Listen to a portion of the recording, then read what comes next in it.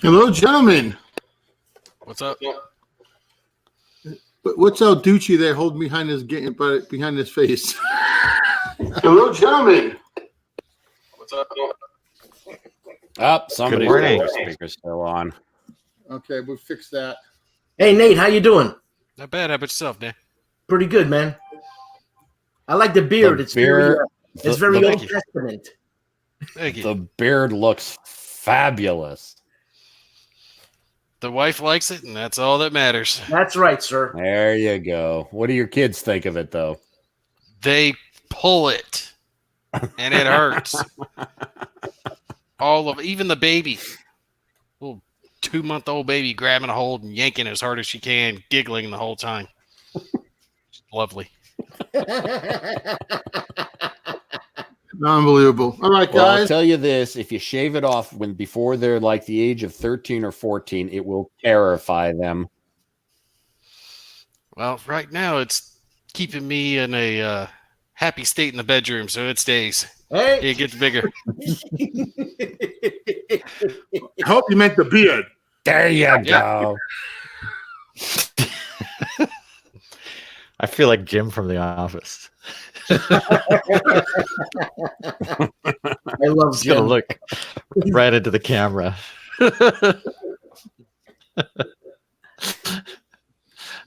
Good morning.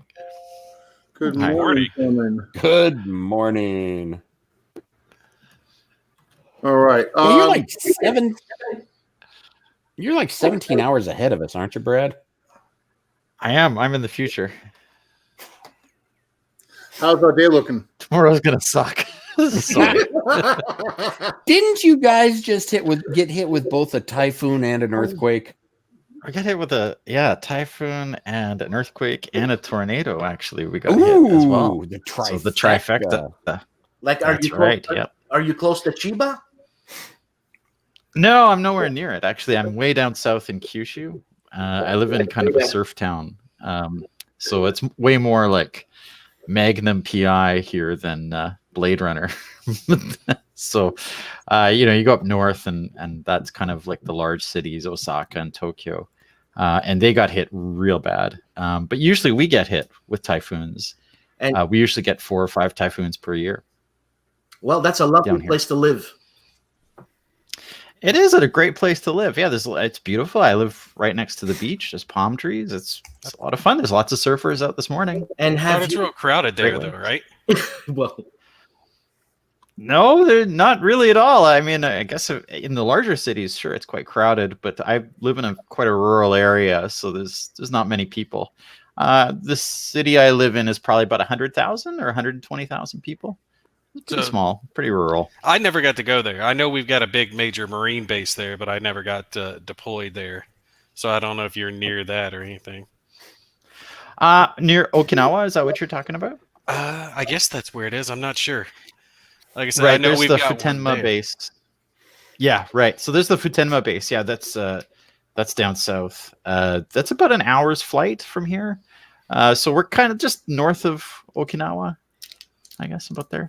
Yeah, it is Okinawa where it is. Okay. and Brad, have you assimilated enough that you joined the yearly miso making of the town? The yearly I get in on the mochi festival where they throw out huge bags of mochi, and also the fire festival where you have this rope, and people light it, this rope, they douse it in gasoline, and then they set it on fire, and they throw it, like have it around their head like a lasso, and so you have this like ropey fire being flung like because obviously the rope frays and breaks, so you get like some people end up on fire during this festival. Sounds like something rednecks do. And are you close? It is. Are you close to where they do the penis festival? Oh yeah, no, that's way up north. Okay, sorry. Well, that's why I want to go for one of those like festivals. I figure, as the American, you kind of stand out a little bit, Like, yeah, big American here, lady, putting it out there. I lived in Yokosuka for 3 years, and I never went to the penis festival. Okay, so really, but you know what? You know about it. Oh yes. Oh yes. Japan is a very interesting country. I enjoyed living there. I really did. I hated leaving, but yeah, it was good time. So I can understand why Brad decides to remain living there. It's full of Japanese women. You know, is Elise listening to this, Nate? What's that? Is Elise listening to this? No, she's upstairs putting against the bed. Yeah. I'm sure she is. Yes. My tone will dramatically change when she's closer. She'll go back and watch later. So. We'll send her a link. No, don't do that. All right, guys, I want to start off with a little bit of the news, okay? First thing everyone wants to know is what's going on with the Kickstarters. Okay, we have some images. We're being told, and again, I'm saying we should be on a boat Thursday or Friday. Once I get the name of the boat, I will put the boat and the tracking link on to the website so you can see where it's going. The games are going to be going from multiple places from Japan. We have I think it's Happy Shops in Europe. I don't know the other ones, but there's one for Asia, one for Australia and New Zealand, and of course us here in the States. And I think there's actually one in Canada too. But once I get those and I have the ships, I will let everyone know. Here's some pictures we got from China today. It's just a few counters for World at War 85. Yeah. And here's some boxes. Yeah, just a few. Okay, you can see a Space Infantry box there, and I guess Atlantic Storm. I have no idea what's back there, further back, guys. Here is the deck solo deck for the Solitaire Assistant. So there you go there. In other news, I've been told, I think Roy is on the chat, that his latest edition of War Diary is now shipped to all the customers and is available, will be available on Lock and Load for purchase after Dan confirms that for me. No, it's not Dan, Roy, please. And in completely unrelated news, I don't know if any of you guys read this, but they're making a new, what I guess Band of Heroes follow-up. It's going to be on the mighty 8th Air Force bomb in Germany. And it's going to be going to Apple TV. Do you guys have you guys all watched the Band of Brothers and the ones for the Pacific? I forget what the Pacific one was titled. Yep, the Pacific. Yeah, it was called the Pacific. Well, that was just the Pacific. Overly exciting name. Yeah, actually, the first time I saw Band of Brothers, I was actually deployed. Really? Yeah. Some guy had brought a laptop. He had downloaded the whole series on there, and we were sitting around watching it. It was back in 2003. Yeah. Oh, and I wore this shirt for those who can see it. It's in memory of Brad being here online. Okay. And and the big news is people are going to ask why. We're going to be doing the Lock and Load sale sometime this week. Okay? It will end in November. And the reason is we normally do it the week of Thanksgiving and it goes into December. But the problem is this year it's going to be basically the 29th and 30th, and then you're into December. And after kind of like the second week, give or take a day, you almost have an impossible, shipping requirement. So we're going to start off a little bit earlier, and we'll post when that's live, but just it's coming. Yeah, I was going to say that's not going to affect your Kickstarter, is it? Like the shipping on that? No, like the sale honestly, on Getaway. The shipping department. We have a warehouse here in Pueblo, and the lady who runs it, her name is Rebecca. She's got a whole screw of people and a whole bunch of boxes. Everything's ready to go. Gotta wait for the games to show. I thought that's what you had kids for, free labor. Yeah, but some of them went to college. I'm really missing Maddie and Patrick. They did a great job, but they'll be home for Christmas, and we plan to play some more games. Okay, before we go on to the roast of Brad, what have you, any exciting news you want to talk about, Nate? Is your wife pregnant again? Anything like that? No, but she wants to be. Again, that's why I got the beard. Much power comes from the beard. Okay. Yeah, actually, that's why I missed your last I'm not gonna go there. She's gonna kill me. Let's just say I was preoccupied the last time you had your show going on. In gaming news, I will have some prototype stuff up very soon. I've got DVG's Valkyrie, and I've got it on the table. I've been playing it, going over it. So you guys can expect to see that in the next few days. They'll link to it in their Kickstarter as well. So that's coming. I've got something else. Agents of Mayhem obviously just got here, so I will be covering that at some point. And then another game called Core Space I'll be covering as well. So that's the big stuff coming from Gimpy in the near future, as well as starting the Space Infantry tutorial bootcamp videos.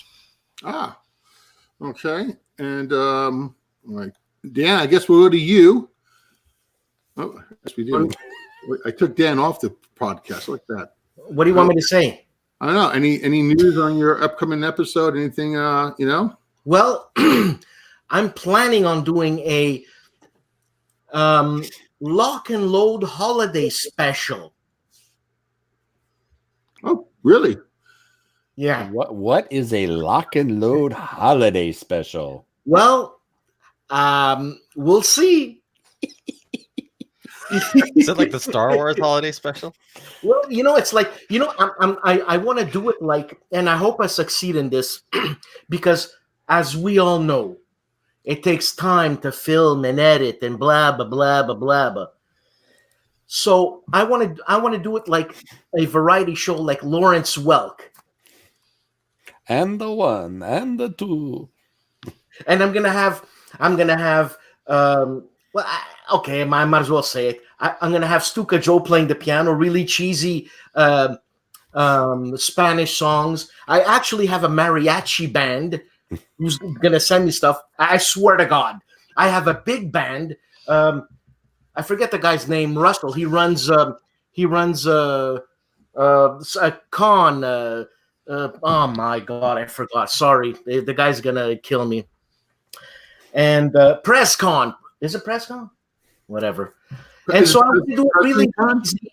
I want to do it really cheesy, and I want to focus on the lock and load stuff and have fun with it, And I even have a Japanese lady playing the mouth keyboard. The flute? No, it's called a mouth keyboard. Okay. Well, we're going to move right along to Deb here. Deb. How you doing, guys? I can see the Rating Bureau coming in to talk to me about this episode. Well, what we got coming up on the channel at the original Grognard, I think everybody here probably already knows me. I pontificate on that enough.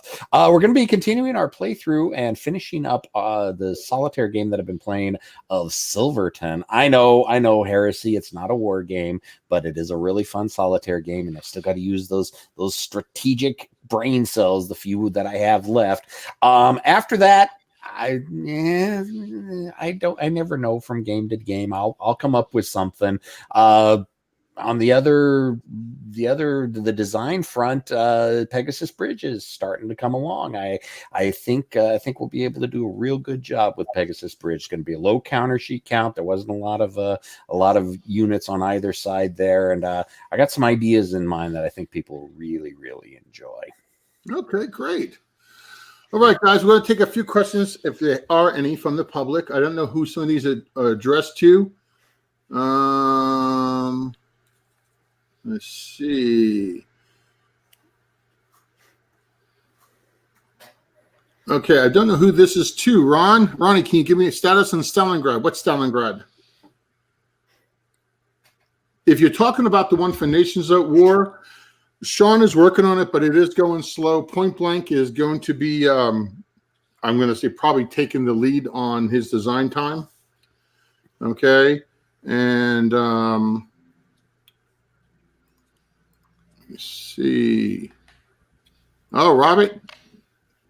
Dan, are you wearing a Michigan shirt? Because Harold Buchanan's going to kill me, man. Okay, listen. I'll cut you off. Run, change your shirt. We'll put you back on. Okay. No, I'll do that. I'll come back. Okay. There we go, guys. he thinks he's getting back on. No. The joke's on you. He's coming back with no shirt on. Okay, and then someone Ronnie was confirming the Stalingrad status for Nations at War. Okay, that's good. All right, then he's working on, just so you know, the upcoming events we're going to have. I'm trying to do multiple things. Let me go through some of the stuff that I know is coming up.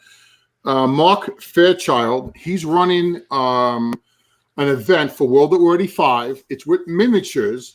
I know, Devin, you're going, I believe. Yes, I will be there, and Keith and Jeff will also be there. He does plan on having the entire. Actually, I was talking to Mark last night. The entire Fold a Gap map is done, ready to be played out in miniature. He's got it all massive. Printed out. Yeah, it is. He's been working on this for like 4 months, and he is going to have the entire Frankfurt map. And he's got it all printed out. It's all painted up. He's got all the miniatures. We're planning on running that real big. I've got a couple of my demonstration copies that I'm going to be bringing with me. So we're going to have a couple smaller games broken off all over the place. We got about 12 of us so far. We're looking to try to get upwards of 20. Really look, if you're in the Atlanta area, really would suggest going for it. Breakfasts and lunches are going to be catered, so you don't have to worry about that. It's a nice little small venue, just a few of us. So if you're in the Atlanta, really get a hold of Mark Faircloth, right there, the email address right there to get a hold of him. And I look forward to seeing you there. I believe also it's a free event. I think Mark. It is a free event. Yes, completely free. Okay. And what kind of miniatures is he using for that? I'm sorry, what?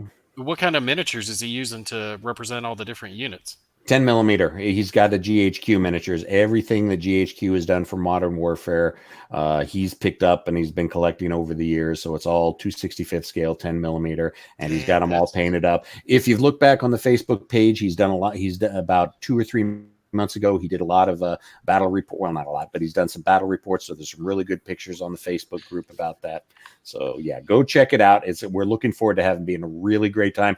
I'm going to be there. I'm going to be recording. I'm going to be live streaming. I'm going to be taking pictures. I'm going to have a ton of stuff while we're there. And this is going to be in the first week in November and when I get back. Man, I wish you guys were closer, man. I would so go to that. Just see it all done in miniatures. It would be awesome. I'm on warehouse duty. I'm not allowed to go. All right. There you go, Dan. All right. So as you can know, our special guest, for lack of that, and you can use the word special any way you like, is author and designer Brad Smith. I've been really, I will say, as the publisher of his book series with us, I've really been thrilled, blessed, and by his talents. And I think you're going to find this book series to be really just outstanding. You want to start with anything in general, Brad? No, not at all. Fire away. Go ahead. Any questions? Okay. I'm going to just see if there's any more questions. Thank you, Ron. Yes, I know that's my job. Someone said Big Matt or 40 little boards. Facebook user. Here's the question right there. Oop, sorry. Damn it. Okay. Brad. Yep. Brad. Yeah. Do you write any erotica?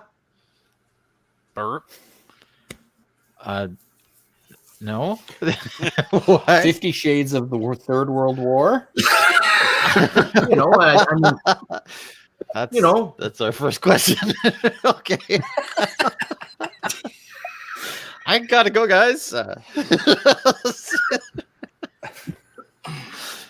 right. I guess I'm not sure how to answer that. Well, you want to make money, don't you? Should be no. Okay. Should be no. Just for any of those who are guessing, the answer should be no. I'll just be under the table if you need me. Okay. There's a comment that said, I think Mark found your book there, Brad. Debbie does fifth grade. Yeah, you're right. That's right. I forgot about that one. That's right. The audiobooks are all done with cats. Okay, I got a serious question for you, Brad. Ronnie. Thank you. Just for my own personal curiosity, when you're doing this, since it's like military history and that type stuff, right? Do you take and like draw from real world events and then kind of incorporate that into like a fiction, or do you just all off the top of your head, whatever you can come up with? I try my best to try to make it authentic, and I try my best to do a lot of research into a lot of it. So I base it on, it's based on something. But yeah, on the other hand, there is that part of yourself that's kind of, it's purely fiction. So it's just your imagination is kind of mixing in with the research. And I don't know, it's tough, when you write this kind of stuff, it is so grounded in the real world, and there are so many people with direct experience in, for example, who've been in tank companies or been infantry. And, as soon as the challenge for any writer when you're writing military fiction is that as soon as you go off of FM 100 or whatever, as soon as you go off of the dry factual basics, you've got people willing to jump in and say, well, that would never happen. And you're like, well, it could, it might happen. It could happen this way. Or the people that get attentive and say, no, the radio wasn't here in the tank. It was on the right side, not the left side. You're right. The small details. Right, exactly. That's right. Yeah, exactly. Yeah, I know what you mean. I deal with similar with, my own stuff. So I was just curious if you say, to hell with it. I'm just going to come up with it all off the top of my head, or if you kind of look into the theory crafting a lot of people have done for that time period of what could have happened or who would win in this scenario, stuff like that. Well, yeah, there is that kind of conflicting demand, because there is kind of obviously, you kind of listen to a lot of people who were deployed around that time. And, I've seen comments of like, the Soviets would have rolled us up very quickly, 2 or 3 days, they would have been at the Rhine. And then you hear from other people who are like, no, I think we had a good chance of, at least fending them off for a little while. So you kind of wonder, like, obviously you're dealing in hypotheticals, so you can never know the answer to that question. So in the end, yeah, you are writing on a judgment call. And at the same time, the bigger picture is based on, Keith Trachten's world. So following very closely to what he's set out in his scenario books. So it's kind of, in this case, he's writing the canon and I'm writing the expanded universe. Like the dog is wagging the tail, not the other way, right? So I'm following what he's got. But yeah, you're right. When you get into the very micro details of, the radio button, what should have been here instead of there. There's some tricks you can pull off. You can try to pull back and be a little vague, or you can just not focus on certain things. There's lots of little tricks you can use when you don't really know the answer. But there is just no substitute for having that real world experience. I think even Clancy would have made mistakes with, where this worked and where, what happened here and stuff that. So, there's a lot of pressure when you're writing this stuff to try to get it right. And I certainly feel that pressure. And if I do have the resources to find out where that button is, I'm definitely going to go check that resource, and I'm going to try to work that into the book if it's relevant to the plot. But if it's not the detail I'm kind of throwing in there, well, probably, okay, maybe we don't need to have that radio button in there, I think some people take and they forget that you're one man. right? Just like how I got my channel and I cover all these boards, I'm just, one man doing my stuff, and I can't compete with the internet hive mind. You can't compete with internet hive mind. There's no way you can know That's what right. everyone out there is going to know. And they'll, of course, know obscure facts or bits of history that you're not going to know. So they have to keep that in mind when they're reading. Hey, this is written by a person. He's human. He's not perfect. Same when I'm filming my stuff. I'm not perfect. I'm going to make mistakes. That type mentality to it. Yeah. People expect perfection now because they have so much at their fingertips. But you still, you're a person. You can't account for every single little detail. Yeah. Exactly. I think I can remember, this is a good example. I think I wrote in one of my older books, I had like an F-16 firing off a missile, which, for that block, it never had the AIM-7. And, one of the people who was actually flying that plane pointed it out in a review, and I felt horrible about it. Felt like the worst human being, but in the end you got to think like, okay, it could have been an AIM-9, fine, but there are some people who are just never going to get over these details, but there's lots of people who can look at that and go, okay, this is still working for the story, and you get over it. Yeah. It's a story. David's going to kill me because that's right. Yeah, exactly. It's like telling Iron Man, no, your armor couldn't stop that level of bullet. It's like it's fiction, dude. Exactly. Yeah, that's right. I mean, it's I try to I think as long as you're making that attempt, you're never going to find, in one of my books, you're never going to find the M1A1 tank in there, right? I mean, it's not in Europe at that time. It's not even created at that time or produced, I think. So, really? It's all M1 Abrams.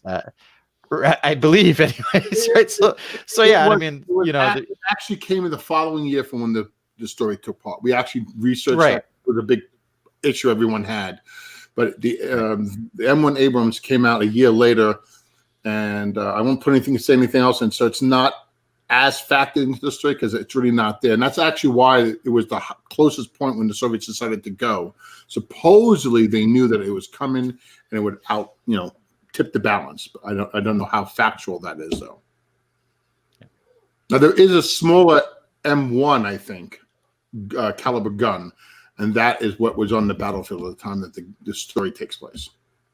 Right, 105 millimeter. Yeah. So that means you're wrong that you have the Abrams in your game, then, there, David. No. The game has the right Abrams. That was actually when I first brought it to Game On in Seattle. Kevin Sharp almost ripped me a new one. What the hell's going on? The Soviet tank's more powerful than this tank. And I literally pissed me off too. Yeah, and I really, what I did was I called up my good buddy there, Keith, and I just handed him the phone. And I said, you need to talk to Kev. And they had actually, I think Keith actually had a nice long chat and explained to him here the timeline and everything else. And then it all made sense to him. So I would say that it is right. What's in the game is right. Okay. And if it's wrong, it's still right. But no.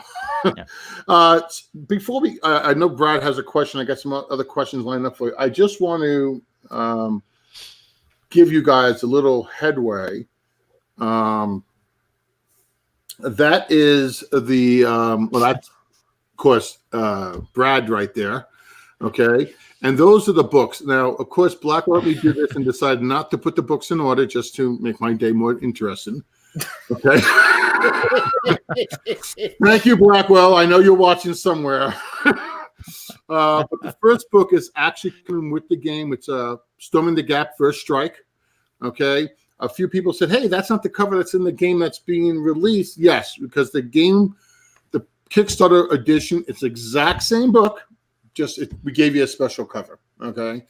The second, in that book, Brad, correct me if I'm wrong about any of this, that's completely written. It's never been released before.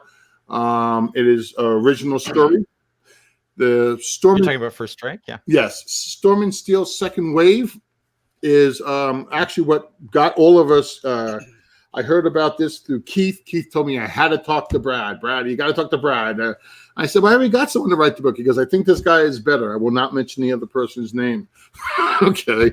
And basically, Kevin Sharp also had read Storm and Steel and thought it was a really good book. And so there we went. He wrote 2 other books in the series, An Army of Two. I'll let him get into that. And then The Ghost Insurgency, and what he's writing now, if he doesn't take any breaks, people, so you might want to nag him a little bit along here, is Edge of the Line, which is the air war.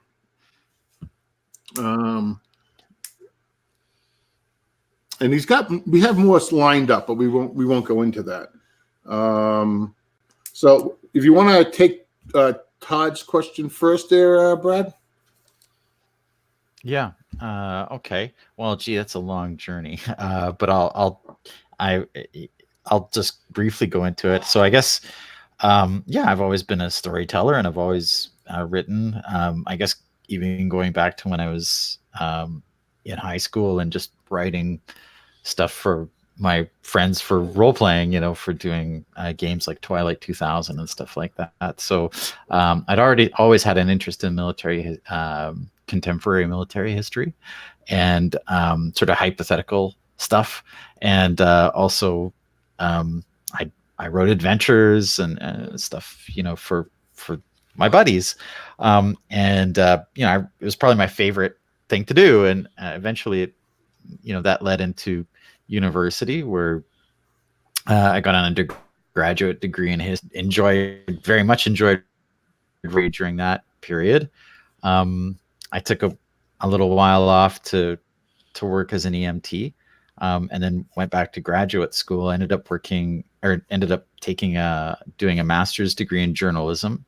About halfway through that degree, I kind of figured out that I did not want to be a journalist, that I did not want to be involved with that whole industry, for probably all the reasons that you imagine. I worked as a journalist for a short time, and just got quite disillusioned with it. But that I moved to Japan, started teaching English, but I did a lot of writing courses, taught fiction courses in universities here.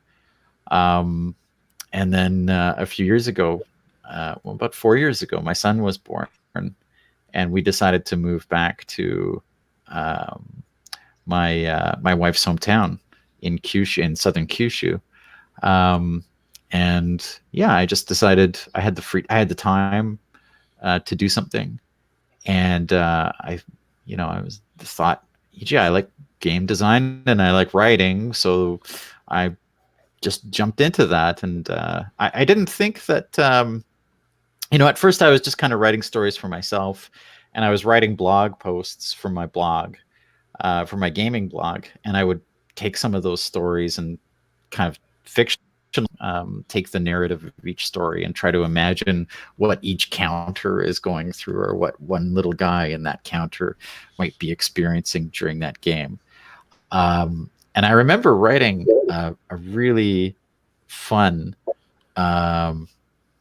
blog post based on a game I had with Kev Sharp. I can hear him already.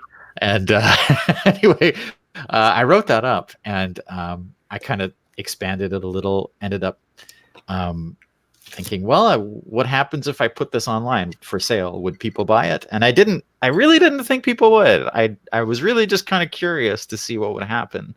And I was really surprised people did buy it. And after that, I thought, well, maybe I can do this. Maybe I can try it. So the last few years has been basically continuing this journey, learning this craft, learning how to write a story, learning what it means to grow a character, to have an arc, to have those, how to write exposition without droning on and on like I'm doing now. And it's still very much, I'm still very much learning this craft, but you get better and better with every book. And eventually you get to the point where, you can look at something you wrote and go, yeah, that's pretty good. I like this. This is the kind of story I want to read. And with the game design too, I just kind of think of, what kind of game do I really want to play? And then I make that game, and that's what happened also with NATO Air Commander. Give them a little details about that. There it is. You want me to talk more about this? Yeah, go ahead, AJ. Wait. Sure. So NATO Air Commander, right? Well, I used to work as a university lecturer, and I would lecture for 90 minutes at a time. So you could stop me if I keep going here at any time, because I have a I got the mute button. Don't worry. All right, well there you go. Just mute me and talk about whatever. Anyway, yeah. So that's the design. It's from Hollandspiel Games, and that came out of a lot of time spent thinking about air power and how that worked, and it has to also do with when I was growing up. My dad worked for 35 years in the aerospace industry, and they basically built fighter aircraft and manufactured rockets and missiles, and basically rearmed NATO during the 80s. And so I'd always had that kind of interest in aircraft and what they do and how they work. And for our family, that whole period, that late Cold War period, really defined my youth, because we were, our livelihood depended on it in a lot of ways. So that Cold War, for a lot of people, though it was abstract, to kids growing up in the 80s, for us, it was very much a real thing. And my dad also ended up designing some weapons, and was very much involved in that late struggle. So anyway, I'd always had that interest, and that kind of carried over into air power, and I'd done a lot of reading about it. And then it got into gaming as well. I mean, looking at things like, NATO have tactical air points, and I love that game. It's a wonderful game from Victory Games, 1983. But the one thing I just didn't like about it was that sort of cavalier attitude towards the tactical air and strategic air elements. And I guess in terms of playability, it certainly made it easier because you could focus on the ground war. But then you look at things like the Third World War from GD, which sort of got a little more in depth with it. I mean, it had individual aircraft types. Yeah, thank you. Yeah, exactly. So looking at GDW, they also had a variety of missions. You could do cratering missions, or you could choose to do close things like that. So it sort of got a and I started wondering what would happen if you took that ground system and that ground and air system and you sort of its head. So instead of taking the focus away from the ground, now you're focusing on the air. So I always think of NATO Air Commander as sort of a topsy-turvy version of GEW's Third World War, or NATO. It's kind of like standing it on its head. So anyway, to make a long story short, I designed it and worked with Tom Russell on it, Tom and Mary Russell, who did a fantastic job of getting playtesters and streamlining the rules. And they made it so much better than the original design, that by the time it left me, I think there's a point with every game designer where a game gets to a point where it sort of takes on its own life, and it's like a child that's kind of grown up, and you're not exactly sure what you're not exactly even sure what you've produced. It's kind of like art in a way. It just sort of goes out there. So it went out, and I was pretty petrified of how it would be received. and the first review came in, I saw it was like something like, oh, this is a waste of $40. And that was like the very first thing that came up on BGG, and I was like, oh my god, I will never design a game again. This is the worst situation. My game is a failure. But then slowly people started to warm up to it, and some people really enjoyed it, and I could see the reviews coming in. And yeah, I mean, it just sort of does its own thing. It's I'm it. But yeah. Cool. This is so cool. Whose was that? It's What that is. I have a soundboard hooked up. I thought someone was yelling in the background. All right, Dan's got a question for you, I think. Okay, Brad. Obviously, you being, first of all, you're a geek. Yeah. Second of all, you must have been influenced by some writers, right? And tell me you're a Tolkien fan. Yeah, sure. Yeah, absolutely. What did he write? Just to total find a couple. the Hobbit, I like that. the Lord of the Rings trilogy, the Silmarillion, right? Yeah. Is that a quiz? Okay, it's okay. It's okay. No. I just You're just checking. At the end of the show, there's a quiz. He was having you prove your geek chops is all. All right, problem. this Are you is trying to common- ask me a question? Favorite books? Oh, okay. I mean, favorite books. That I've written. In terms of books that I've written, for David, probably my favorite book would be, 6 months ago I would have said Ghost Insurgency.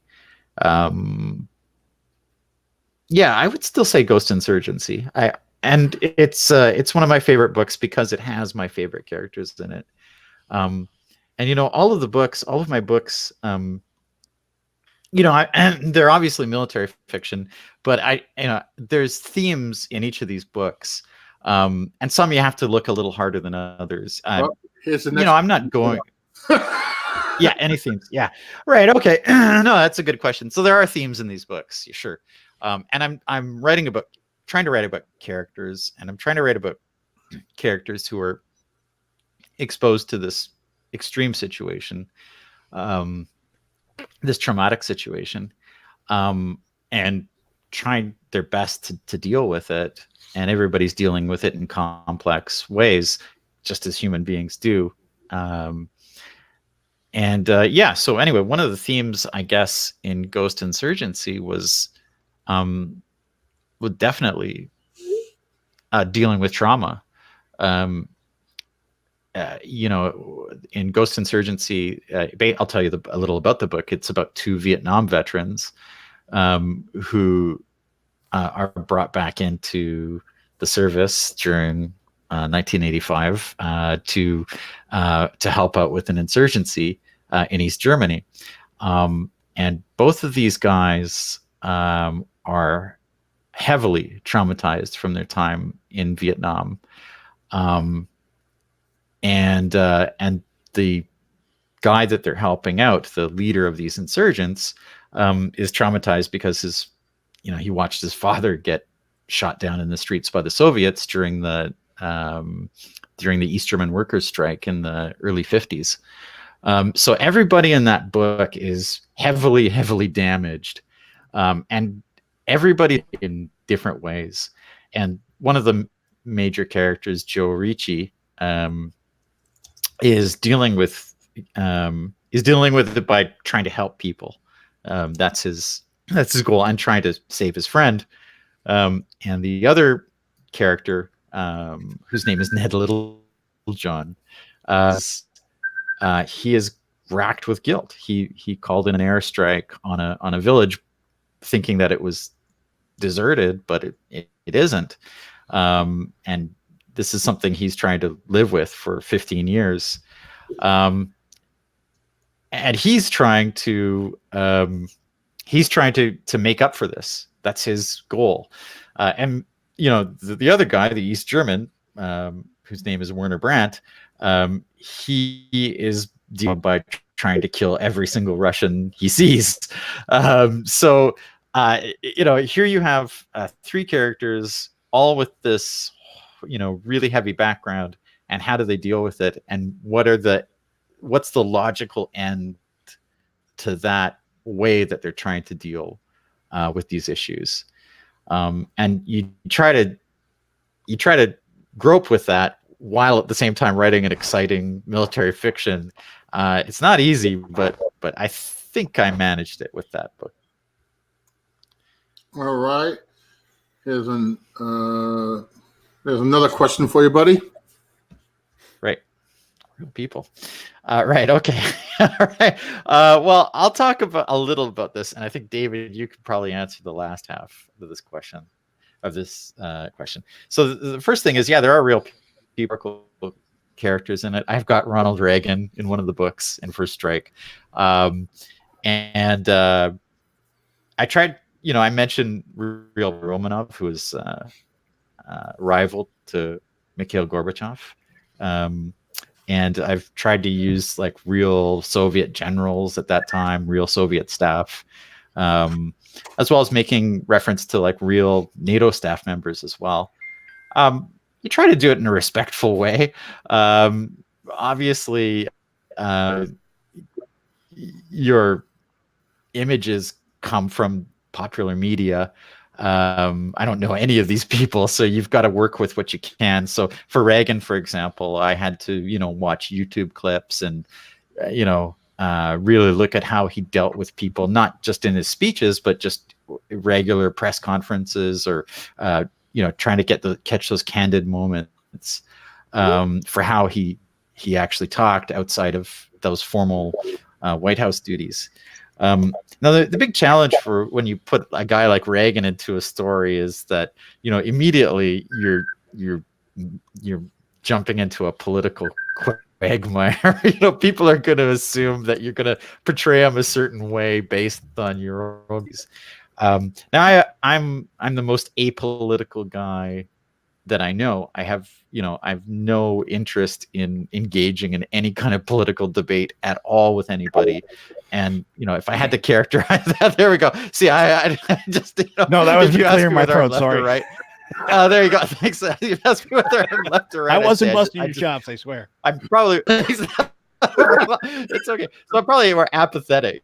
Probably politically apathetic is probably what Fez. So when I portray these people, I'm aware that maybe people are going to read things into it that just aren't there. And that's okay. That's fine. I accept that. David, though, I think you could probably mention writing lock and load gamers in there. Go ahead. Well, the whole thing was, I thought it would be fun. Actually, I think in an army of 2, if I'm not mistaken, the 2 main character names in the book, or one of the 2, is Maurice and Darren White. Am I correct? Yeah. Yep. Except I got a demotion. I got put in the army. Well, sorry. You're undercover. Okay. Exactly. That's it. What am I doing in the book? You are. Well, I know your name is mentioned in the World at War Kickstarter video. You're the reporter on the ground chasing the Soviet tank. That's actually kind of fitting. Yeah, exactly. So you'll be a news reporter chasing Soviet tanks behind the lines. Do I survive? You'll have to read and find out.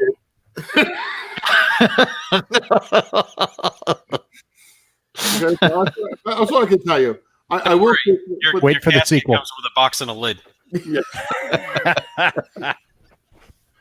So the whole idea of it was Keith and I had done 2 things. One, we wanted to use real-world events. We found it's really hard when you say that there were no space shuttles for whatever reason in your story, or America invaded Egypt. Things that are just so far out of what we would call the normal history now. So Keith and I made a conscious effort to make all the events that lead up to the war what really happened. So Sadat was assassinated. In the backdrop of the story, he's assassinated, but maybe not for the reasons you know. But the actual main event is the same. So you don't have to try to remember things that are skewed in any way, because they're not skewed as far as that goes.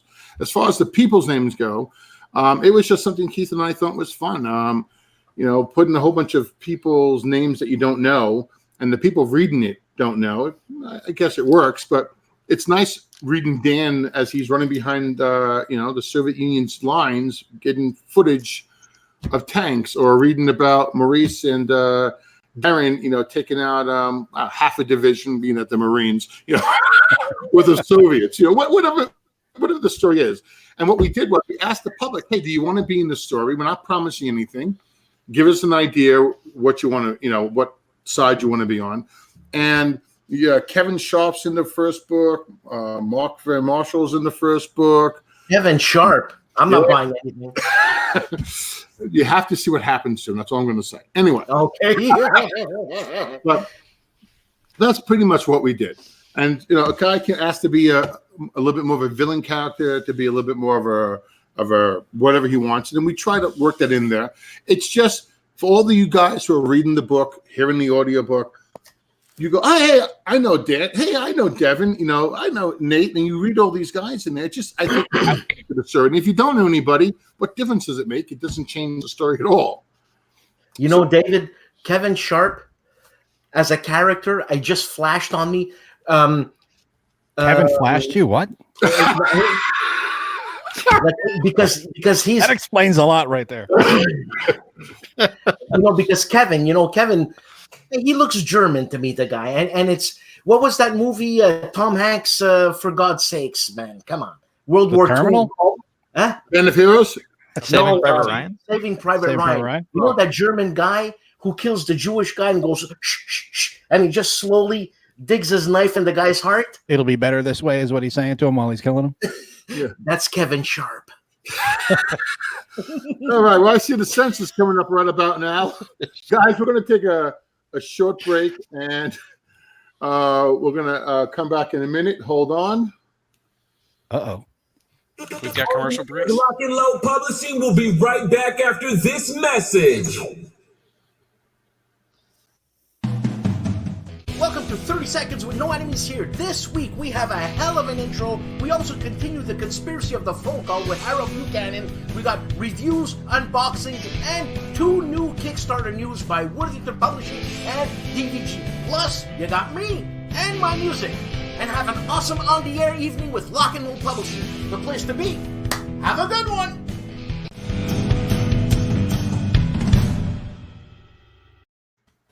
The news that doesn't hurt. Oh, it hurts. I'll see what the comments say. That's going to be in my head when I'm reading the book and he's like chasing the tank, and it's just going to just kill the fiction for me. Wait till you see what happens when he catches it.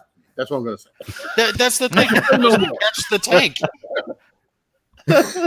Colonel sorry, Enob, Dan, I got 4 questions for you. I can't get Caddyshack out of my head right now. So one of the things I want to discuss with the books is someone asked me what makes our books maybe a little bit unique. Well, obviously it has a parallel to the games, okay, but that's pretty limited. One of the things Brad and I did discuss while we were talking about the story, and I kind of told him to take it any way he wanted to, which he did, was I mentioned about how you read those books when I was in high school and my early 30s about the fall of France, and they're going through these towns that I could not find on a map if I had to save my life. So one of the things Brad did was he drew up maps, especially he did this in First Strike. Okay, and some of them, they actually come in the book. So you can help follow along a little bit better these places. And the places are, for the most part, I believe they're all real, right, Brad? They're real towns and places? They're all real. Yeah, everything's real. Yeah, so the real places. But, those are from Mark Van Marshall. Right, Mark Van Marshall, the guy did the illustrations. And here's a blown up of one. I know if you want to talk a little bit about that or what you're trying to show there, but there's a little something different. Yeah, I based a lot of this stuff on the scenarios and the maps. The first thing I did when I started writing these books was I asked Keith for all the maps, for copies of the maps, and I took a good look. Basically using Google, and also some topography maps to kind of figure out where things are and maybe try to estimate how things would go. I also used some software. I used a game called Armored Brigade, which also in the in real places, and it's Cold War gone hot. So basically with these three sets of data, these three data points, I tried to think of how an attack might go. I kind of tried to think like a gamer, like if I'm in this scenario, what would happen here, using the same units from each scenario. And that's, I tried to point them out with the map so you can kind of follow along. I think they're in the back of most of the books. Yeah, they are. They're in the back. All right. And these are the two that are coming out that are not related to the game, right? Yeah, right, exactly. So I guess in the same way that Star Wars has its major movies and the expanded universe. I mean, these kind of books would be expanded EU kind of stuff. Don't go down Disney's path. You're better than that. Okay. Oh no. Until you get bought out by Disney, then. Right. Right. So, okay. You would know because I would have like a big mountain of cocaine right here and a bunch of hookers right here. Wow, so, this really took a different path. I'm working for David Heath, guys. so, David's great, but he's not going to give me cocaine and hookers. Yeah, I might give a link to this video to your wife too, buddy. I think you need that. She doesn't speak English. It's okay. I'm in the clear. I will pay to get it translated. Google Translate will fix all that. Why is she married? We don't understand English. God. Anyway, yeah, these are kind of independent of the scenarios. And I gotta say, these Army of Two started out life as one of my older books called Enemy Line, and I was looking the English, and I thought, oh, that might be enough, and then I started rewriting it, and I was like, no, I can do a whole bunch of stuff. Basically, rewrote the whole book, and there's maybe like this 1% of enemy lines that sort of survived in there. It's almost unrecognizable from the original. Rewrote it, and I gave it to Keith, and he looked at it and he's like, well, yeah, this is good, but I'm not sure about this. And I'd go back, major plot points until I got to a point where I was like, oh, a lot than the original. And it kind of follows on from First Strike, I guess, Army of Two. And this has, come on. I mean, that makes the book. There you go. Winner right there. There you go. So, yeah, and that's Dan running behind the tank. Come back, and come back. I have 4 questions for you. That's that's right. That's right. And Ghost Insurgency, which I already mentioned. I think I can answer this one. I do have plans for Brad if he doesn't quit. No, I do have plans for Brad to do multiple books alongside the games. Okay, and of course it depends how well it sells and everything else. But so far, the feedback, Mark and everyone else, have been really good on them. The good gracious of Brad and I have come up with a plan that we're going to release the audiobook and PDF to the Kickstarter backers early. And what I mean by early is it might go out as early as this week. Okay. We have all the files. I just have to have time to put them together. And you'll get the first book as you're waiting for the game. So I felt this was a great way to get you into the stories as well. We do plan, or Brad and I had talked about going back and just because first book is out doesn't mean there can't be another book about some of the battling in there or some of the inventions in there. One of the things Brad will probably not say about himself, but I will, okay, and I have him muted so you can't yell, okay, is it's not going to be just combat books. There's going to be espionage books. So as First Strike is taking place, or in between First Strike and Second Wave, there might be aspiring in Washington or maybe Moscow. And what about erotica? No, we're going to leave that to you, okay? We want to keep the subject short. Oh, I'm sorry, I didn't mean it that way. Well, there you go. Dan could be in that one. Double innuendo. Yep, there you go. Look, man. If I show you what's not short, you're all gonna go blind. Okay, so take it easy. That's a tall tale right there. Wait, FCC's on all phone. Hold on, no. Anyway. And by the way, David, you know how you keep Brad in with cocaine and hookers? Yeah, I know. It is a little bit of a high budget there. We'll have to work on that. What's the conversion rate for Japanese currency? We're gonna check this out. Are we doing a GoFundMe now all of a sudden? Or something? I think there's rules about that, but all right, I'm just saying. But the plan is to introduce different types of stories as well into the World War 85 universe. So that should answer that. I have some other questions for you. I got, if I can jump in. Yeah. No. Sorry. I would say,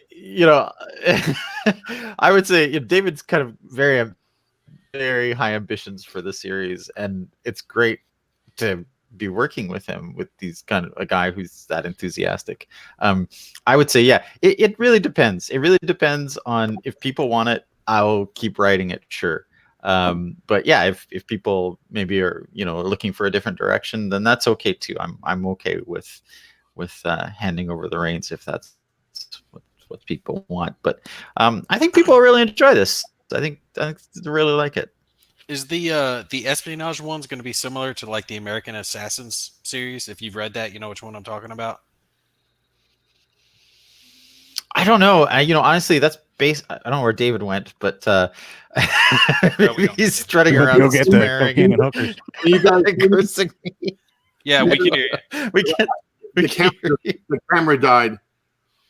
My hookers came. No, I'm sorry. So David wrote this espionage book, and he sent it to me, and I honestly still haven't even looked at it. Sorry, David. I just haven't had the time. I've been so busy working on Edge of the Line, and this year, honestly, this year has been crazy. It's like I've got 6 books coming out, which is it's just a ridiculous amount of work. A lot of authors don't. He does, yeah, and yeah, you gotta kind of rein him in sometimes. So yeah, I would say after I do Edge of the Line, I would really, really like to take a nice break from the series and then come back to it maybe in the second half of next year if things are kind of going smoothly and things are going from that point. So yeah, whereas David is kind of go full gear, pedal to the metal. I'm a little more reserved. I'm a lot more reserved with how things are going to go. Well, let's see. You got a family, you got other obligations. That's fine. You got to prioritize things in your life. Plus, it gives us time to work on the Netflix series. What were you saying, Mo? Exactly. Plus, it gives us time to work on the Netflix series. We were joking about that last week. I could see David actually pushing for that. Brad, If we all work together, we can Wait, get on that Netflix. was a joke. Brad. I thought it was serious. Brad, cocaine and hookers. You can't throw down, dude. Brad, when you stop. All right. Well, we also want to get him to do a game for us on the NATO air war. You're just not doing this stuff. You tell me you want to take a break. Oh, wow. Yeah. Baseball answers, man. Baseball answers. You ever heard that? Yeah. We did talk about this, yeah. I'll get on that with all that spare time. So I should mention that in addition to writing books, I run a small business, and so I actually run a small business here in Japan, so a pretty impressive chunk of my time as well. So yeah, trying to find the time to do all this challenge, really, that's a huge challenge. Just poking in your personal business, but what's the how do you business? I teach out of I bought a house last year, and actually behind the house there was a school, and I bought the school. So I have the school, and I'm actually in the school right now. I'm in the principal's office, and no, that's not the first time you said that. I'm whoever sure. wants to come in. Oh, it's kind of cool. I mean, you Not got sure your what hands you in a lot of get stuff. yet. I have my hands in maybe too many things. That's not first time you said that too. I don't know about designing anymore. I got a design coming up, maybe with Hollandspiel, called That Others May Live, and it's based on combat search and rescue in Vietnam, and that's something that I've already. It's ready for play testing. I'm just waiting for Tom and Mary to kind of to get through their back catalog. I think I saw them talking about that on Facebook. I can't remember. It was a few weeks or a month back or so. They were asking or mentioning it. I was interested then. I didn't know you were involved with that. I am, yeah. And that kind of game, it pops up its head once in a while, and then and I'm not sure. I guess I think Tom and Mary are just ridiculously busy this year. And maybe next year we'll get to the development stage. I don't know, but I think after that, I think I've kind of, I kind of feel like hit a point now where I need to either focus on writing or game design, and I'm kind of leaning towards the writing. So I think whatever happens, I think That Others May Live might be the last thing I decide. You go by the reviews, your writing's doing better. I'm just saying. There you go. So yeah. All right. Here's another one for you. They're asking questions here about the originals and second editions, and I'll let you handle that. Right. Okay. So First Strike is a totally original story. I started off writing in January of this year, and that's totally everything's new in that. It basically explores the origins of the war and then talks about the first three battles, which are based on the first three scenarios of the game. I have to say, when David and Keith came to me, they had a very, very well developed idea of what was going to happen in the world. They knew what was going to happen in the expansions. They were like the Game of Thrones guys. They could see like 2 or 3 seasons. So it was very, very easy to get into that universe and start writing.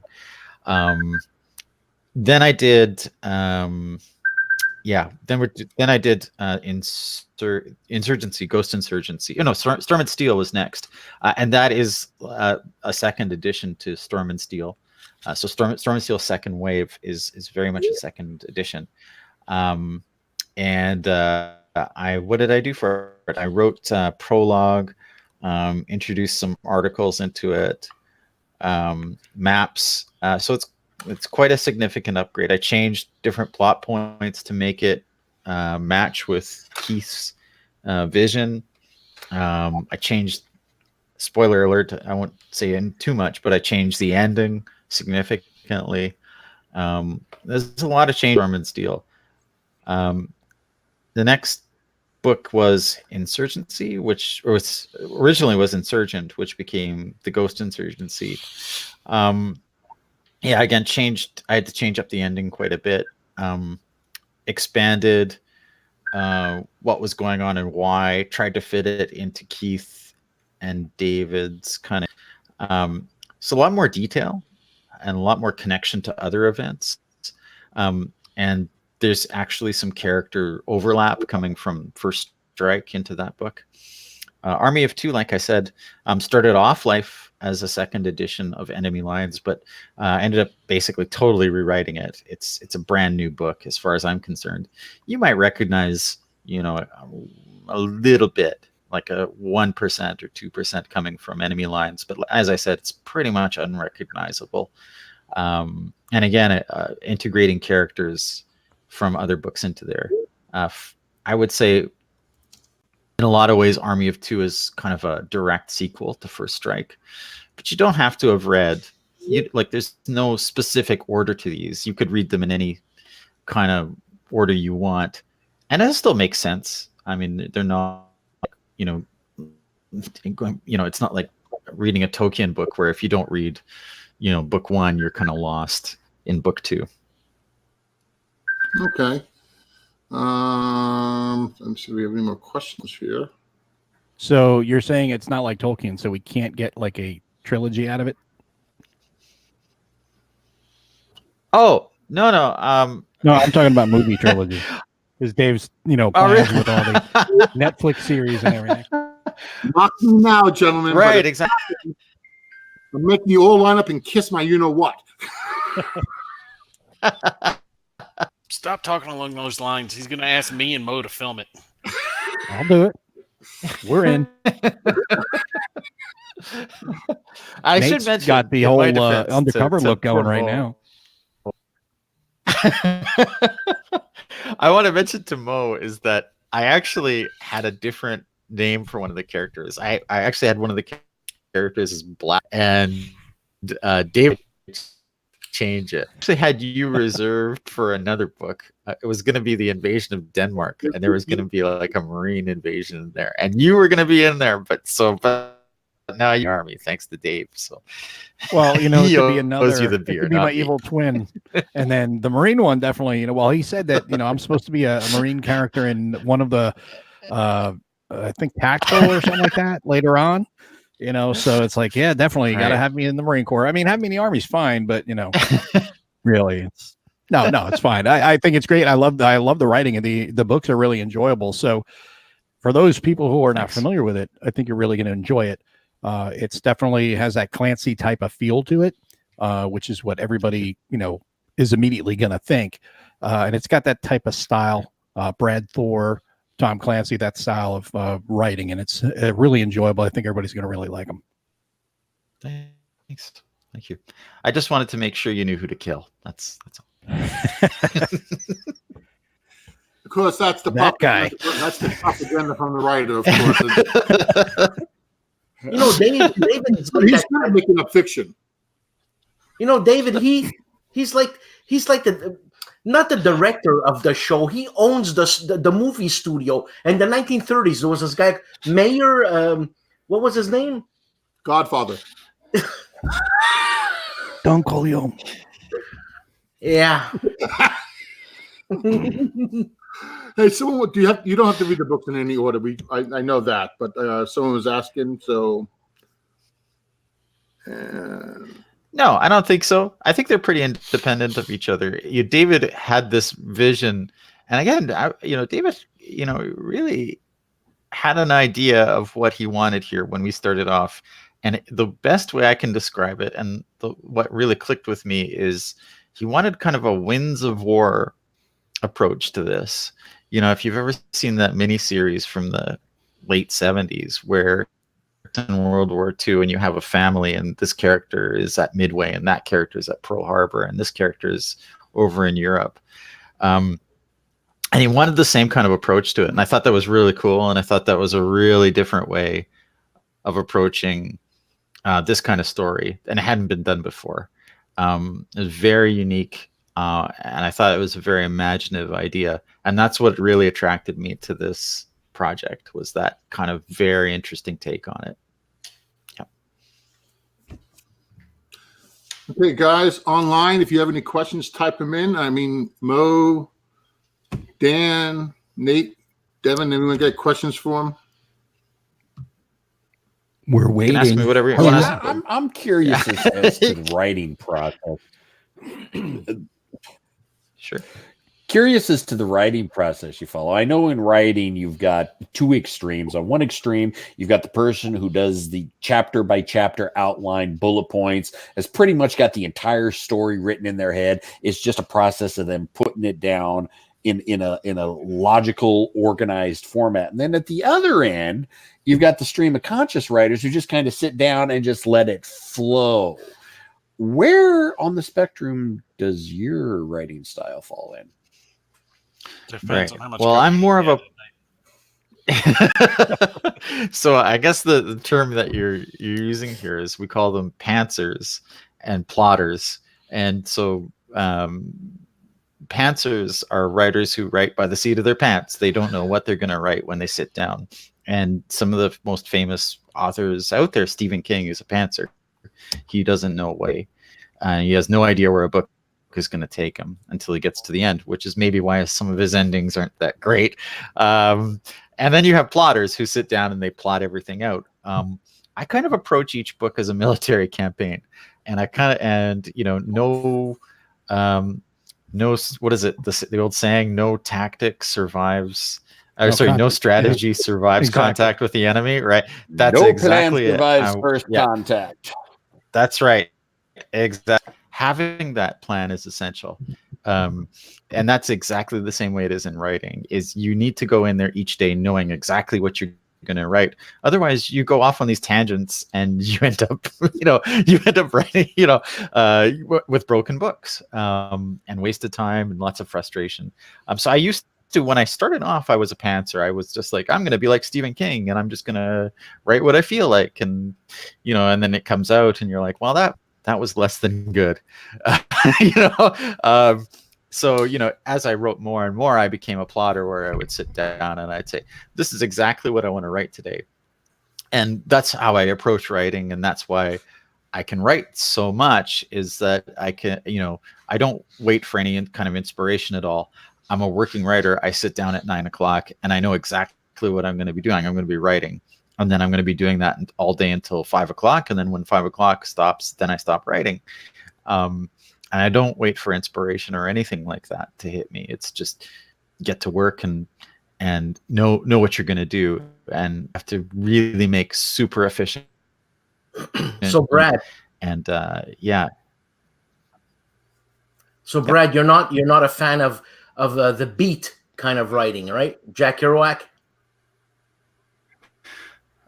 Yeah, I've read it. I've read a lot of Jack Kerouac stuff, and I guess you had to.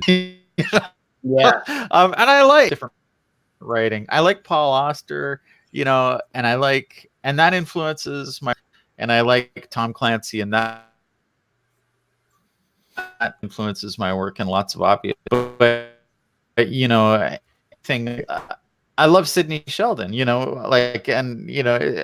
as trashy as some of that is. And I love, Mac Bolan. I could read that for forever. I spent all last Bolan novels. They're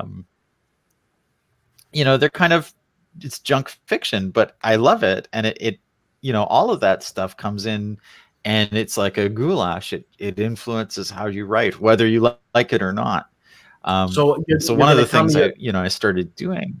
Yep. So you're going to tell me you're a Joan Collins fan too? Please don't answer that. Yeah, absolutely. Anything. Every writer is going to teach you something about writing. Absolutely. So I don't know. I've read Danielle Steele, then sit down at a keyboard and go to work. And yeah, some of that stuff, it may not affect like plot points. You don't have a romance or whatever, but it affects certainly how you think about how to develop a character, or maybe how to do stating things outright. How to hide exposition and things. So I'm very surprised you're not doing erotica. I'm very surprised you're not doing erotica. You're really pushing the erotica angle, aren't you? You're really into that. A soldier has to. So is there something? Is there something you want to tell us, Dan? There we go. There we go.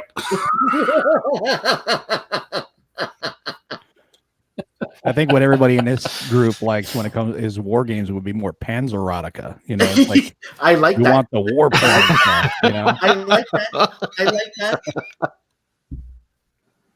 You know, the Panzer's got the big gun. Oh,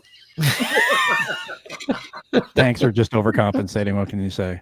I guess. So let's let Brad continue on with his story. I think what he the point he's making is very good. It's like when you want to have a good story, when you want to tell a good story, it's good to look at it from to absorb multiple points of view and multiple storytelling styles. Because if you go with Duce's favorite stuff, you watch Lifetime movies. Then you can learn how to. I tried getting you while you were mid drink, but it didn't work. But if you you can learn something from everyone, from everything. And when it comes to storytelling, it's very complex, and you're trying to get different aspects. If you just go with, here comes this tank, it shoots, bam, and you just want to go popcorn action, that's great. But if you want to get into more of the technical aspect, the training, the mentality behind everything for the soldiers that are involved, and then you want to go the political angle too. You're trying to get multiple things into one picture to give an overall big picture, and that's what Brad's trying to do in his writing. Yeah, the thing I really what we haven't really talked about is Brad has also done the book for Space Infantry. Now, Brad will tell you that I gave the first part of the story, and I wrote the first story out, and I'm a very direct guy, so it's like, Lenny had to go down the hallway, so Lenny walked down the hallway. Brad really, we're not overpowering you with, I'm going to say, useless details. He really brings the character that way. He's talking about what's on his mind as he's walking down the hallway, how his boot clicks on the metal of the floor as he's going down, the starship's hallway. And he just did to me, just an incredible job of that. I mean, and I really think people are going to like these stories. I've read them all, but I've listened to only 2 of them now, and they've been really good. And the voice actors, Keith is working on the first 2, and we picked up 2 of the guys. It was funny because Brad's like, "Well, I don't like that guy," and I'm like, "Well, I don't like that guy," and we were going back and forth on the audiobook guys. But then we got 2 guys we were really settled on, and I know Brad doesn't even know this. Army of 2 is already done and sitting on my desk, so I have to put that up on Audible. And Keith did an amazing job. Keith did incredible, he actually got a Reagan impersonator for the Ronald Reagan parts. Yeah, he did. That's right. Incredible. Well, it sounds amazing. Yep. Well, I like that. Yeah, Reagan had a very distinct way and he actually does it. Sure. And Keith, David Heath is a character in that book. I rate David Heath impression. It's really second to none. You gotta hear it. It's amazing. Let's get ready for that. You gotta listen. It's David Heath talking, right? Forget about it. This is how David laughs. He nails it. Bunch of hooligans, I'm telling you, man, unbelievable. I saw when I was at David Heath for Halloween.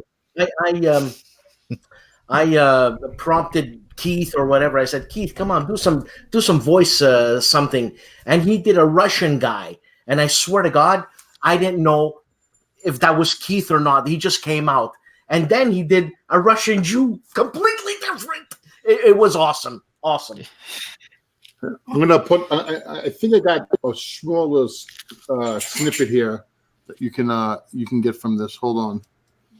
Part 1. Origins. Warning shots. January 1981. The Oval Office, Washington, D.C. Jelly bean, Keith? No, thank you, Mr. President. I'm fine. Dave? Sure. Why not? Thank you, sir. The licorice ones are the best. The 3 men settled down on the soft cream-colored couch that dominated the center of the room. The portraits of past presidents hung on the walls, their heavy gaze pressing upon them, silent witnesses to history. Keith Tracton placed a pair of sweating palms on his lap and braced himself for what was to come next. It was not the high office that had him worried. This was not the first president he had met face to face. In fact, his service to the country had demanded 3 such meetings before. All of them had taken place right after the pomp and ceremony of Inauguration Day had died down. Each new president, swamped with the duties of having to steer the ship of state, had reacted differently to the desperate message that he had to deliver. It was not a task he had relished, but as the deputy director of the NSA, he had no choice but to pass on his expert analysis of this terrible situation and let the president decide what to do with it. Today, as usual, he had come here with David Heath, the deputy director of operations for the CIA. Hopefully, the 2 allies could make their voices heard. I want to hear more David Heath. He's the deputy director of intelligence. Yeah. That's why you're in the army, buddy. And that's why we're at war. I'll see if I can find. I'll see if I can find the section where he's actually talking to him. Hold on. Keep talking, guys. Well, we'll keep talking. All right. So, Gimpy, where did you go with that beard for the last 5 minutes? Huh? Better go touch it up and get ready for your literotica stuff. Y'all got to remember, I got a few-month-old baby and wife right now, so there are You might want to put a priorities. comma in there because that didn't sound right. Good save there. Good Baby save. and a wife. And a wife, yes. Baby came from the wife. With the wife. It's just so easy to make Brad laugh. That's why I have so much fun with this every time he's on. Yeah, last week. Go on, guys. That's okay. Last week he kept typing into the private chat backstage and making me laugh, and God, I looked like an idiot. Anyway. Well, Anyway. Oh, I thought we were voting. Sorry. Here's another section of the book, guys. We're here to discuss what's been happening with the Soviets. At the drop of the final word, Reagan leaned forward. Tracton tried not to get his hopes up too much, but it appeared that he was at least interested in what Heath was about to say. The situation, Mr. President, is much worse than it seems, more dangerous than it looks. For 35 years now, we've been at war. Reagan nodded. I understand we're in a conflict right now, but isn't it overselling it a bit to say war, Mr. Heath? I mean exactly that, Mr. President. The Soviet Union has not only funded, but orchestrated and participated in acts of war against this nation and its allies for nearly 4 decades. Although most of our citizens and politicians are well aware of our mutual enmity, what they don't know is the true extent of the conflict. The fact is that many hostile acts have been committed against the United States and its allies. The senior statesman put his palms up. I think I understand what you're saying. I even campaigned on it, but you're right. I'm sure I don't know the full extent of what's happening out there. So can you tell me the history as you understand it? Heath gestured at Tracton, who There you go, guys. It started off as World of War and it ended up being Goodfellas. I'm sitting there thinking, like, the accent is totally wrong for David. Like, they really should have gone with, like, that over-the-top Yankee accent, that New Yorker. New York accent. Yeah, what the hell are you talking about? I will say the accent sounds more like a Kennedy, like a Boston accent. It does kind of have that Kennedy-esque, you know, that Pack the County ad. I think it's because he wants to shoot me in the head. Well, that is honestly one of the things that people do get confused about is coming from the Northeast myself is people from New York and people from Massachusetts. Are like, oh, you sound all like no, absolute different. No. You can definitely tell the difference between a New Yorker and somebody from Boston. You know, there's a definite distinct difference the way they speak. When y'all move down here, down south where I live, all right, it all sounds the same. It's just butchering the English language. Although, make sure if you have someone doing me, you get a nice redneck accent. Oh, don't worry. We will work on that. The funny thing is Northeasterners get picked on for butchering the accent. Meanwhile, people down south say y'all. That's not a contraction. There's nothing wrong with y'all. All right. And you got to draw it out. All right. Y'all. It comes from the back of your throat. No, I know. I live in Texas now, so. I like y'all. Yeah, y'all's good. And y'all say, yeah, and see, y'all got me coming out with my damn accent. No, worse you now. just said it twice. Yeah. See, we say use guys. Yeah, Up y'all say north, we say use guys. guys. No, we say use guys. Now, Mo, that's Pittsburgh very- people say yins guys. Mo, Yeah. use guys is very Italian. Yeah, we are. There's a big Italian, well, there's a big everything presence up in New York. I mean, it is truly the melting pot area of the country. If you want to go up there, you'll see, every type of food and, ethnicity possible that up there. It's really cool for an exposure to a lot of different things. You want to see a melting pot? Come over to Canada. Just because you can't cook, you end up overheating it on the stove and it melts. Dan, I told you the best analogy I heard about Canada versus the U.S. is it's like the apartment above a very good party, right? You're just sitting there kind of listening. Wow, it sounds really fun down there. I wonder what they're doing. Whatever. I'm just messing with you, buddy. Hey, you guys have Mounties. And hockey and good whiskey. That's all you need right there. Yeah, you should see our strip joints. Hairy strippers. There. Keith Hold on Tracton's a practicing his oot and a boot for the audiobook. You just have to have a different way of speaking when you're. Well, it depends on what part of Canada too. Yeah, that's East Coast. Canadians man. have accents. Yeah. Like I don't have an accent. You see? Right. Yeah, you do. You're from Montreal. Oh, yeah, you do. Ask him to say another. He won't say another. He'll say, instead of saying another, he'll say another. And another thing. Dan, come on, let's go. Hold on, wait. Hey, it's another Soviet tank, eh? That's the Irish influence. This, that, and that. See, there's no TH, it's all D. Another. Yeah, but to us regular people, I mean, it just sounds like another Yankee accent. Normal people. All we hear is Yankee, Yankee, Yankee. Y'all need to learn how to talk. Yeah, I like y'all. Y'all's good, man. It's because it's from the South. Everything from the South is good. Yeah, you're right. You're right. Grits, beer, shit No, on no, shingles. I beg to differ. Deliverance. Wow. That just went down the Pencaldi angle right there. Oh, nice going, though. Deliverance, that's good. That's good. Squeal like okay, enough. You sure got a purty mouth, David. It's the same, it's the same in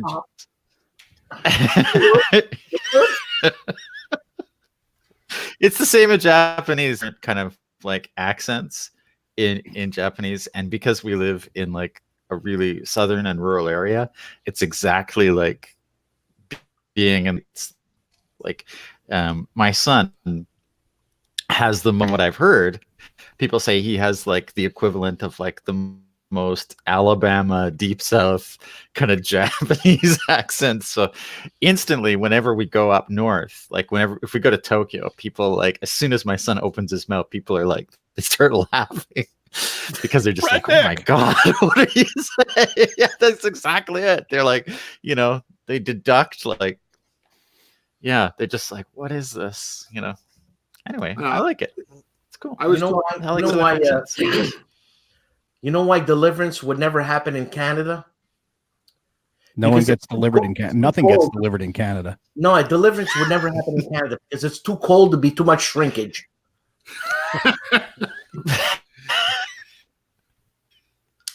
You're all right. Canada is cold. But you did not deny that you did not deny there's any porch boys and banjos, though. No. What I'm curious about is Japan, Tokyo, that whole area. Is it like you see in the movies? Like everyone's just racing around and drifting around corners and driving high-speed cars and a bunch of Japanese girls in mini skirts? Because if it is, I'm moving there like tomorrow. Yep. That is exactly what it's like. Everywhere. All over. Yes. But would they call me like a guy? Only in 2 districts. I'd be the outsider. Yeah, there'll be a samurai greeting you at the airport and be like, wow, nani o shiteru gaijin. Yeah, past them like in a 2D scroller. See, that's the thing. Like, I wouldn't even care what like the Japanese my girl next was game saying design. to me. She could be saying like mean stuff, like "you ugly fat American bastard," and I wouldn't care. Just listen to her. Like, Sounds so great. Just keep talking to me. It just all that to get that. All you need is mountains of Coke, and you're good. So Gimpy, how's the lease doing? She's outside. That's why he's saying that. He's not stupid. I don't think she knows I have a thing for Asians. I don't think they have cocaine in Japan. And where? Japan. I've never found any. Japan. I've looked, believe me. That's why he has such a fixation on the hookers and blow there. I was watching like one of those Drugs Inc. shows, and I think they did say something like the import price for drugs over in Japan is like through the roof or something like that because they're harder to get. New business opportunity, Brad. Oh yeah, there you go. Yeah, you got to deal with the Yakuza. A little blow with every book. Brad and blow. Out. There you go. I will say this: the other day, I was talking to Brad, and his son comes in. His son speaks very good English. He really for what is he 4? Your son now? Yeah, he's 4. That's right. Yeah. You should bring him on the camera. Talk to all of us strange Americans. Oh we God! Don't want to spar the poor kid. No way. Well, he should have like right. To grow up, actually, yeah, he does have Brad's he's Canadian and Japanese. Yeah, that's right. Oh, I didn't realize you were Canadian. I thought you were American. You didn't recognize the Yankee accent? Canadian. That's right. Well, like I said, Yankees. Anything north of the Mason because a lot of Americans. Well, a lot of Americans say that because actually, you spend enough time overseas and your accent becomes more neutral. Yeah. So a lot of Americans assume that I'm American when they meet me. You can definitely hear Canadian. I lost my oot in the boot. Well, can you? Where are you from, Brad? Sorry. There you go, right there. That means you're Canadian because you said sorry. Yeah, Americans don't say like sorry. W in there. Exactly. There's like AU in there. So screw you guys. Oh, man, sorry, man. They go sorry. Canadians are like sorry. So, Brad, where are you from? I'm from Winnipeg, just outside Winnipeg, of Winnipeg. What the hell's in Winnipeg? Yeah. The Jets. Winnipegians. Which is the part that has French? Duce's area. Yeah. Quebec. Yeah, that's right. Yeah, Quebec is a French sounding word. Quebec, Quebec. Yeah, Quebec is French, man. Yeah, aren't you required to speak French? By law. By law. Oh, that's incredible. It should be requirement to speak English in America. You know what? It's the only if you come in Quebec, when you see a sign, firstly it's in French on top, and then it's 60% smaller in English. Well, I mean, that's the main language for the area. That's their heritage. No, I understand. No, the thing is, Nate, is that the English pissed off the Frenchmen so much in Quebec, and it started in 1759. It started. Yeah, look at the game, didn't you? It's been the boys' club English, and I understand these Frenchmen, how they got so pissed. You know what I mean? Because the majority of the people here are Frenchmen, man. So, anyways, it's not like they're going to fight back, so they're just passive aggressive. That's the biggest weapon they've got. Absolutely. But you know what they're doing now is they're passive aggressive. That's what they're doing. Yeah. French people haven't actually been combative since Napoleon? Ever since that's acceptable.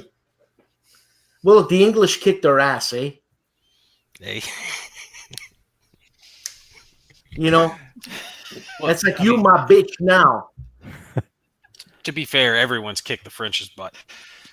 Yeah, but yeah. Well, if you play Europa, Salis, whatever that game is. Okay, well, the French were powerful in the Middle Ages. A little bit past that, you got Napoleon. After Napoleon, they threw down their rifles and gave up. After Napoleon, Guderian came in and just in one day took it over. It was a couple years after Napoleon, I would say. Just a couple. You got to think the Marines were created, right? American Marines, and they knew they'd never win against us. So why fight? Man, they had the French Foreign Legion, man. Yeah, still do. All right, guys. Marines are still better. My friend was in the in the Canadian Air Force. You know, sorry, my friend was in the Canadian Air Force. Had a French Canadian drill instructor. You see those trees out there, side by each. You think you sweat? I make you sweater. Nice. That's traumatized, man. I could.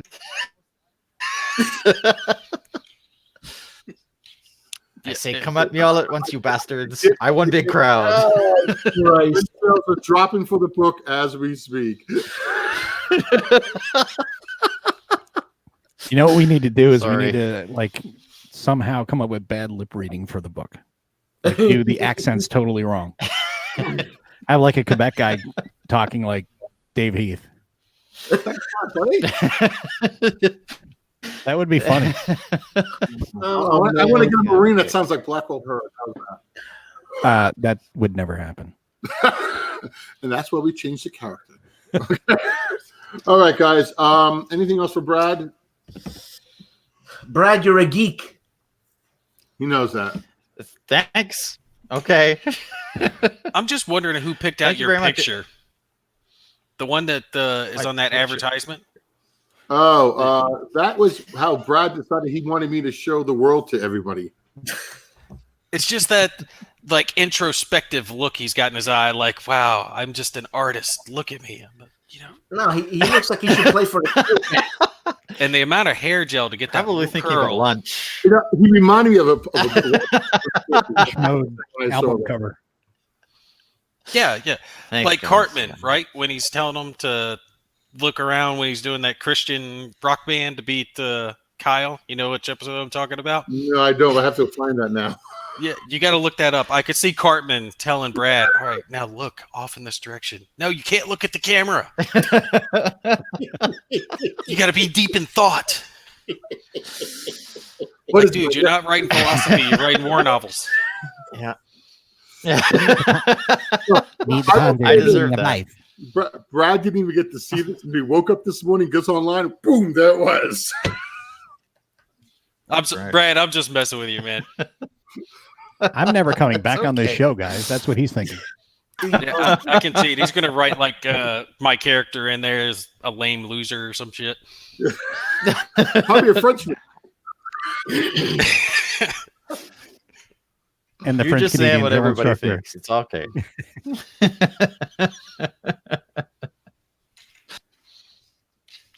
Well, okay. Thank you, guys. I'm gonna end this one. We've been online an hour and 43 minutes again, and just so you know, coming up, so everyone has some clue what's going on. What do we have? Okay, next week's episode will be different. Okay, we're gonna have Tom Proudfoot here. He's the programmer behind Lock and Load Tactical Digital, and he's going to be showing the game and making some announcements of where we at with that particular title. And the week after that, as soon as I find what I did with it, here we go. We're going to have Sean on here talking about his squad level card game, Point Blank. And I'm also going to see if I can get Shane Logan to come on, and he can talk about the artwork behind it because he's the artist behind it. He also did quite a few of the Maurice, what is the other tactical game he does? Which one? Shane Logan. Shane Logan. Yeah, he's the old school tactical. Old school Yeah. tactical. And plus, he's Canadian. Okay. Ooh. Well, we're gonna have to. Okay. Sorry. Well, we'll have to edge you out of the show that week. Then you get only one Canadian on there to keep the balance. Oh, wow. Way to invite yourself off the show, dude. We can't get rid of Bill Murray. I tell you, I'm going to find the music from that song that they're playing with the Chipmunk dancing. I'm going to play that next time. All right now. Sure. We're not, buddy. Don't worry. The show always starts off serious and then it ends up just being a dumpster fire of stupidity. Unbelievable. All right, guys. It's Brad's fault. Yeah. All right. Start your waving, guys. Yep. Start your dancing, dude. Thank you, guys. Later, guys. Thank you. Well, that is all you have for this episode. Keep gaming, and may God bless you and keep you until next time. On the air is a Lock and Load Publishing production. Hey, we're still in the air, guys. No. All right. We're still live. I'll get rid. What we need to do is now we need to have like a separate channel for the after show.